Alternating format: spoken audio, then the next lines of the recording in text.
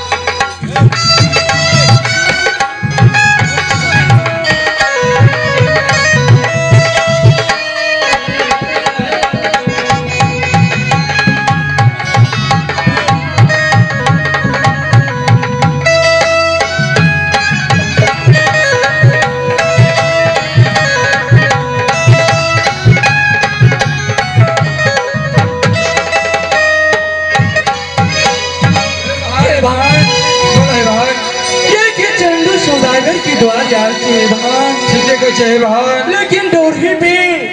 ये किड़को ना देखे जी है भान। हे भान सुना ये हमारे सबकी आवाज लगावा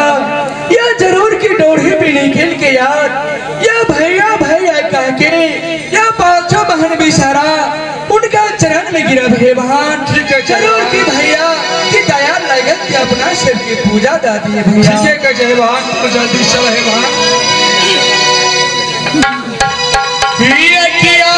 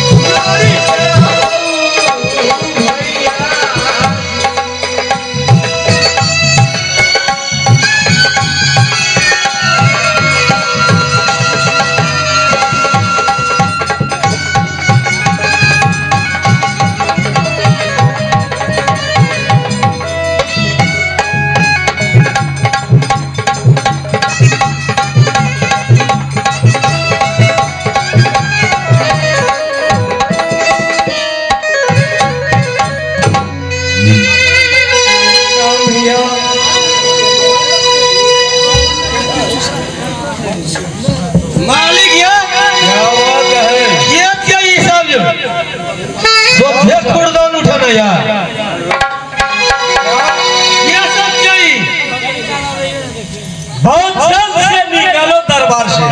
अकरोड़ का हाँ हाँ मन तोरे से तब लोगे अरे ये किरा लगेगा मंत्री मेरा नहीं अगला अभी जिया चाची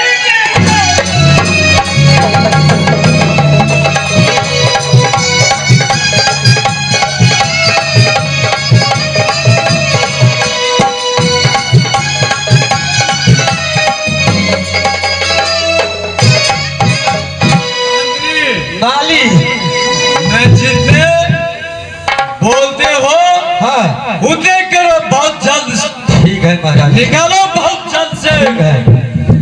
एक काली बैंक होगी बहुत जल्द से निकालो ए मंत्री जी हमरा सब चिन्है छै के छियै सुनै नहीं छो चिन्है छी के छियै कहिया के छियै के चिन्है छियै अहाँ तऽ लगत छै अरे सुनू कहै छियै हमरा सब के छियै सुनू ने हमरा सब पांचों बहन बिसारा छियै हां पांचों बहन बिसारा छियै पांचों बहन बिसा अरे मंत्री मंत्री किनसे बात करते हो बहुत जल्द में बोलो एगो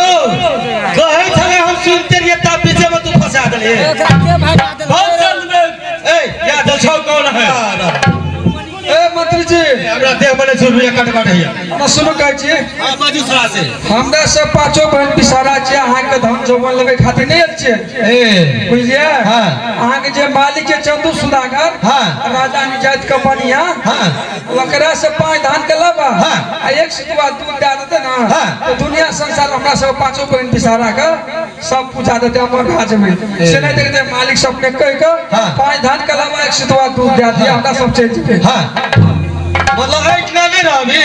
चल खाए ला तो हम चल देबे दोसर ठिना दान कम भइला मालिक से बात करिए मंत्री राजा ने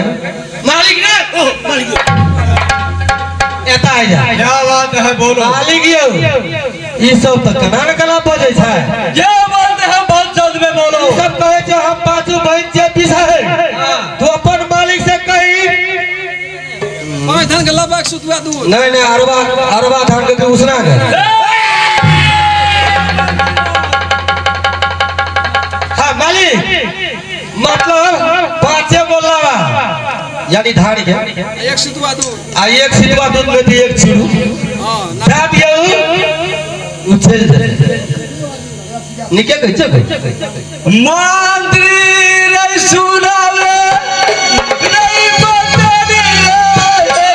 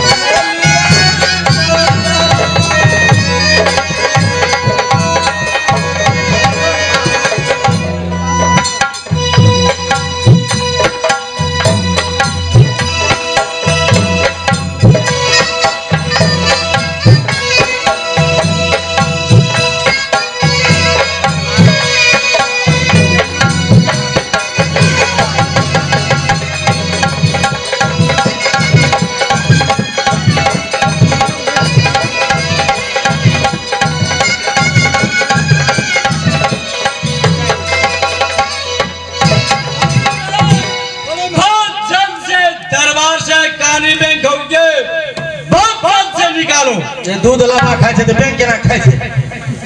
हमरा कल के दूध लावा खाय छै ऊ कई मालिक के दे तो अपना भैंस लगबे कर छै धाम छेबे करे कोठी में भूज के आबै छै अच्छा ठीक है हे भगवान मंत्री भाई नहीं प्रणाम पिताजी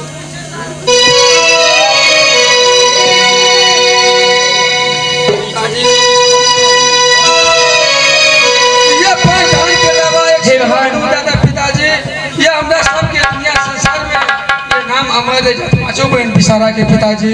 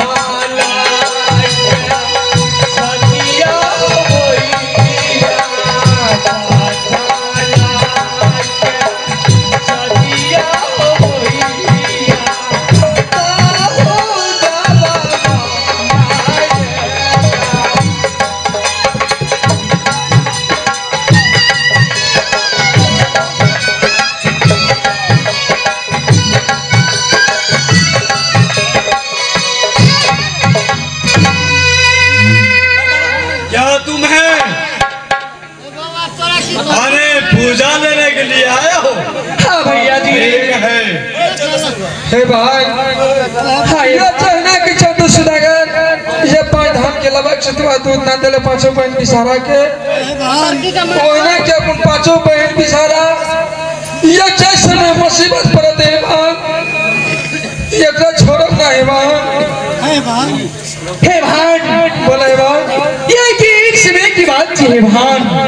ये दुनिया संसार में ये किनको नहीं करे है भान एह करे के लिए लेकिन चंदू सौदागर की द्वार चल के पांचों बहन बिसारा ये लोग भान लेकिन हाथ जोड़ के विनती करके कहना है भैया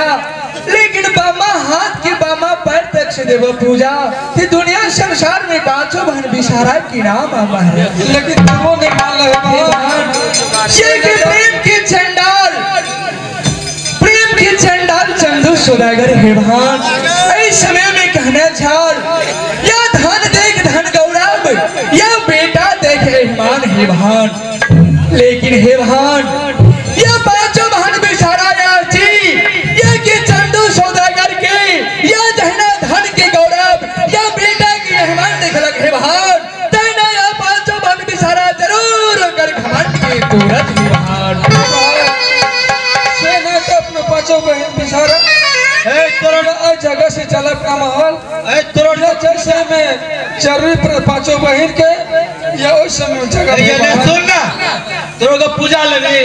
मंत्री राज हाँ पूजे ले खाते अच्छा पूजा दिया दे जो अस्थिर मार खेली मंत्री जी की काम कर मार देते थोबा उठा कहाँ के मालिक थोड़ा उठा का जब मालिक हम समझा बुझा के जरूर देते मालिक एक सितुआ दूध कते है जी अच्छा आई 5 धान गलवा कते मालिक दे दियो अही हक मंडी के रहा निके कहे छी मालिक हमरो हक मंडी के है ठीक है नहीं जा नहीं बहुत निक है तब से मालिक निक है अरे नमक हरामी चक्कर मारे है गिरहाता मारे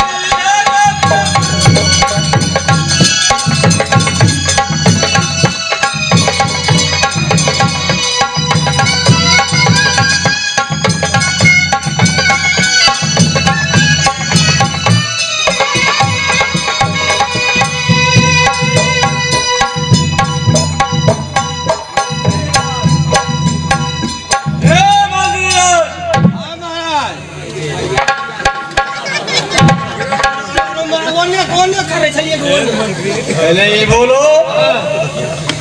क्या कहा तुम्हें देने के लिए बहुत जल्द में बोलो हाँ वो हम कहलिए क्या देते तो बड़ी निक है ठीक कौन चीज दे देंगे एक सितुआ दूध आए